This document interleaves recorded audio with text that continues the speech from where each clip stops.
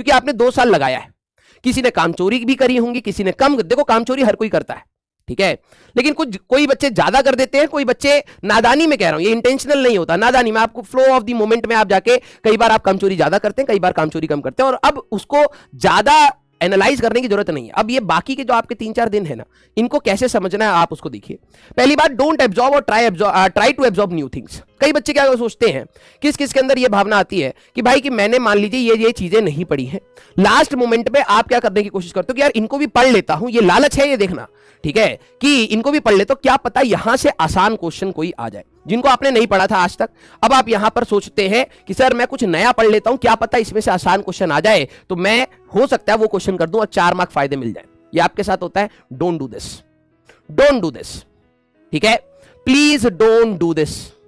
लालच बहुत बुरी बला है भाई, ठीक है, ये हमारे साथ भी होती थी, हमारे टीचर्स ने भी बोला था, और मैं जब अपने सेकंड अटेम्प्ट में गया था, बहुत कंटेंटेड वे में गया था, मैंने आपको बोला था, मैं ड्रॉप लेने के बाद भी ऑप्टिक्स छोड़ के गया था, फ्लूइड्स छोड़ के गया था, एसएचएम वेव्स छोड़ के गया था, थर्मो का भी कुछ पोर्शन नहीं पढ़ के गया था।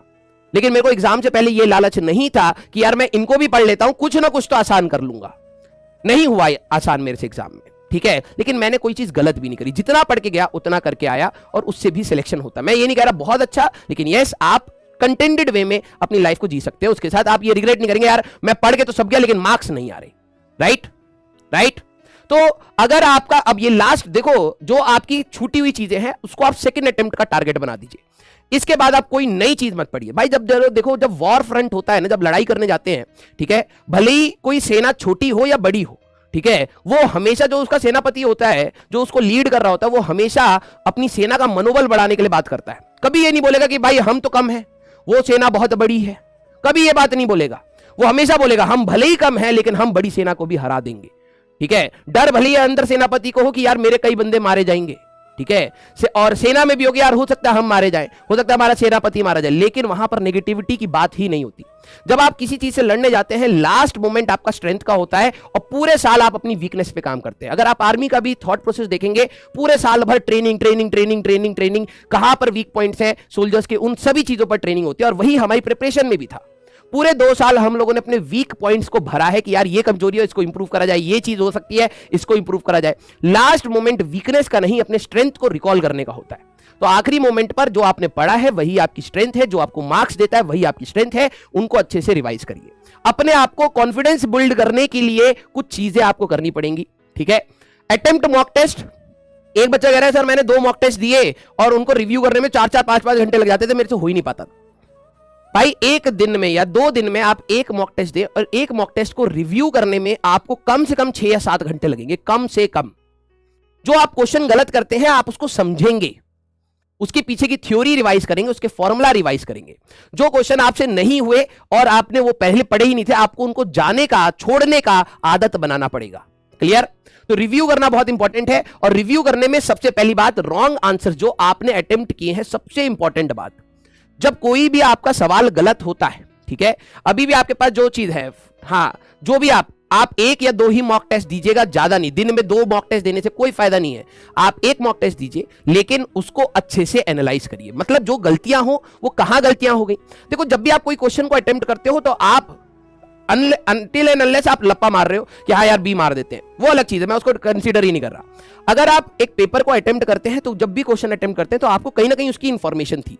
अगर वो गलत हुआ तो ये आपके लिए एक लर्निंग होती है कि भाई कि वो कंसेप्ट आपने जो लगाया वो गलत फॉर्म में लगा दिया, वो एग्जैक्ट फॉर्म में नहीं था। तो क्वेश्चन आपको सिखाएगा, तो वहां से नेगेटिव ये नहीं सोचना कि अरे यार मैंने 10 क्वेश्चन करे थे उसमें से 7 गलत हो गए। अरे भाई 7 अपने कंसेप्ट को सुधारने का मौका है। वो एग्जाम में जाके वही 7 क्वेश्चन में से कोई कंसेप्ट आ गया तो आप एग्जाम में नेगेटिव कर सकते थे उस चीज को। तो जितनी गलतियां होंगी यहां पर वो आपके सुधारने का मौका है। पूरे 2 साल बोलता हूं, टेस्ट आपको ये नीचा दिखाने का तरीका नहीं होता, ये आपको एक मिरर दिखाने का तरीका होता है कि आप जो प्रिपरेशन कर रहे हैं वो कितनी अच्छी प्रिपरेशन हो रही है। ठीक है। Revise your own notes. जो बच्चे डाउनलोडेड नोट्स पढ़ते हैं, दूसरों के पढ़ते हैं, उनको फायदा नहीं मिलने वाला। आप रॉन्ग आंसर्स को एनालाइज करेंगे कि क्या गलती हुई, रिवाइज करेंगे कि थ्योरी में सर ने क्या बताया, और फिर उसके ऊपर हो सकता है 1-2 क्वेश्चन की प्रैक्टिस करेंगे। ठीक है। आप सिर्फ और सिर्फ अपने नोट्स को ही पढ़ते रहिए, आप सिर्फ और सिर्फ अपने नोट्स को पढ़ते रहिए, फॉर्मूले रिवाइज करते रहिए, ग्राफ देखिए, डायग्राम्स देखिए, रिएजेंट्स देखिए, स्ट्रक्चर्स देखिए, मैथ्स में एक्सपेंशंस हैं, फॉर्मूलाज हैं, जो भी है आप बस रिवीजन मोड में आ जाइए। अगर आपको लगता है कि सर मैंने रिवाइज कर लिया है, थोड़ा सा टाइम है, तो आप अपने सारे फॉर्मूले, जैसे चैप्टर रखा, चैप्टर के टॉपिक्स दिमाग में चलने चाहिए, उनके क्या क्या फॉर्मूले थे, उनके क्या क्या ग्राफ थे, क्या क्या फॉर्मूलों के एक्सपेंशंस थे, रिएजेंट्स थे, रफली आप लिखते हुए जाइए। रफली, कोई ऐसा नहीं है कि आपको फिर से सजा दजा के लिखना है, रफली, ठीक है। Don't go after how many marks you are getting. मैं पहले लिख के लाया था और कई बच्चे अभी यहां पर रो भी रहे थे कि सर मेरे मार्क्स इतने कम आ रहे हैं। डजंट मैटर, बात यह है कि आप क्या परफेक्शन अटेन करना चाहते हैं या नहीं, जितना आपको आता है वो अच्छे से अटेम्प्ट करना जानते हैं या नहीं। कंपटीशन में सिर्फ नॉलेज टेस्ट नहीं होता है, कंपटीशन में आपके बहुत सारे फैक्टर्स टेस्ट होते हैं, उनमें से एक फैक्टर ये भी है कि क्या आप परफेक्ट हैं या नहीं, ठीक है। अगर आप कम अटेम्प्ट कर रहे हैं, अब मैं ये भी नहीं कह रहा 2 ही क्वेश्चन अटेम्प्ट कर रहे हैं, एक मिनिमम के बाद आप अगर अटेम्प्ट कर रहे हैं लेकिन आप गलती नहीं कर रहे हैं, ये भी एक फैक्टर मैटर करता है, ठीक है। कम पढ़िए लेकिन जो भी चीज पढ़िए अच्छे से पढ़िए, ठीक है। Go for 0 error in the exam. अब बात होती है कि 0 एरर, ठीक है। 0 एरर सर कैसे करेंगे हम? 0 एरर मतलब आपको यह बात पता होनी चाहिए कि आप किस टाइप की गलती कर रहे हैं। अगर आप प्लस माइनस की गलती कर रहे हैं, स्क्वायर रूट की गलती कर रहे हैं, स्क्वायरिंग की गलती कर रहे हैं, क्रॉस मल्टीप्लाई की गलती कर रहे हैं, फिजिक्स में जिस प्रकार की होती है, क्वेश्चन रीडिंग की गलती कर रहे हैं, आंसर मार्किंग की गलती कर रहे हैं, अगर आपको ये बात पता है तो अपनी वीकनेस को लिख लीजिए और एग्जाम में याद रखना कि आप आंसर गलत मार्क कर देते। 23rd का आंसर आप हो सकता है किसी और में मार्क कर देते हैं, बी की जगह सी मार्क कर देते हैं, ऑप्शन आप रीड नहीं करते हैं। ये अगर आपको छोटी छोटी गलतियां अगर पता है तो आप रिकॉल करेंगे एग्जाम में और अटेम्प्ट करते समय। भाई देखो, आपका सिर्फ 3 घंटे का प्रॉपर कंसंट्रेशन चाहिए, सिर्फ 3 घंटे का। 2 साल की तैयारी साइड और सिर्फ अब 3 घंटे की प्रॉपर कंसंट्रेशन मैटर करती है। उस 3 घंटे में आपको अपनी कमियां नहीं देनी है, सिंपल सी बात ये होती है, ठीक है। We do have second attempt.